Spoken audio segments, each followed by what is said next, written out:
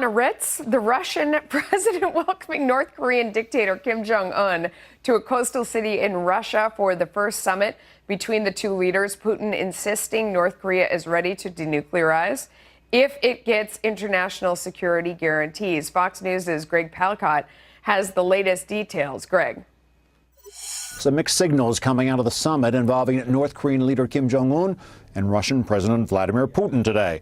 It was the first time the two had met. It happened in the eastern Russian port city of Vladivostok, and it happened as relations between the U.S. and North Korea regarding the North's nuclear program, well, they're not in great shape. The talks went on longer than expected. There was a one-on-one plus staff meetings and a splashy dinner. The two were a bit on the formal side, but generally friendly. There was no real agreements, but some important messaging from Putin. He said that Moscow and Washington agree on the need for North Korea to give up its nuclear weapons. But he said that Pyongyang needs more security guarantees, including from countries other than the United States, like, for example, Russia.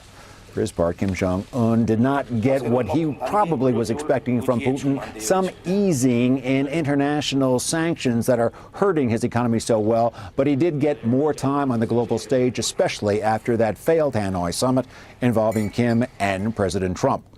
President Putin does say that he's going to be debriefing President Trump as well as the Chinese leadership. He's off to Beijing right now. First things first. Back to you. Greg, thank you. Here now to react is retired Lieutenant Colonel Daniel Davis. He is a defense priorities military expert. First of all, how much credence do you give to a message delivered by Vladimir Putin? Well, anytime you see anything that's publicly given like that, you can pretty much count on the fact that it's only a partial information or even a partial truth. But I think the bigger issue here is that what we see is that Kim Jong-un is trying to show the world that, he's not part of this hermit kingdom. He's not limited to just the United States and North Korea. He wants to expand his view and show that he can actually operate on a global stage. Now, that's actually good for us because that shows that he's not an irrational actor and that he can be deterred, because so many people want to say that, he can't be trusted because he may not be able to be deterred later on, but he can be, which works in our favor. Vladimir Putin, though, saying what is very logical, that the only way that Kim would give up his weapons is if his security could be, guaranteed. And boy, isn't that a tough one to work with, because we know that's the only way he'll give them up. But at the same time, there are obviously tremendous human rights abuses going on within his country. He is in a lot of danger if he gets rid of his nuclear weapons. They are what has kept him in power.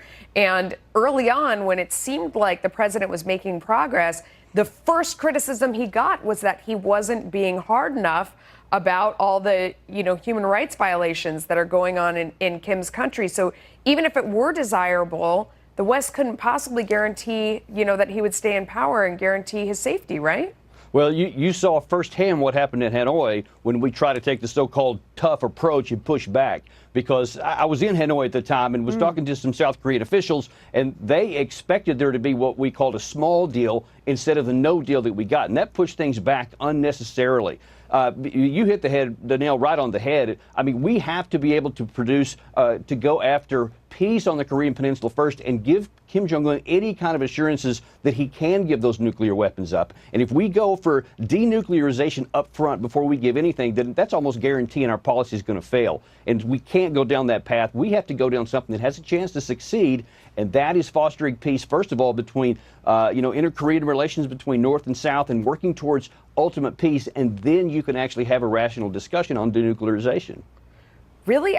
So how do you do that exactly? If you talk about a peace between the North and the South, then that involves the United States potentially leaving the area. That involves giving up sort of protecting South Korea and the rest of the region.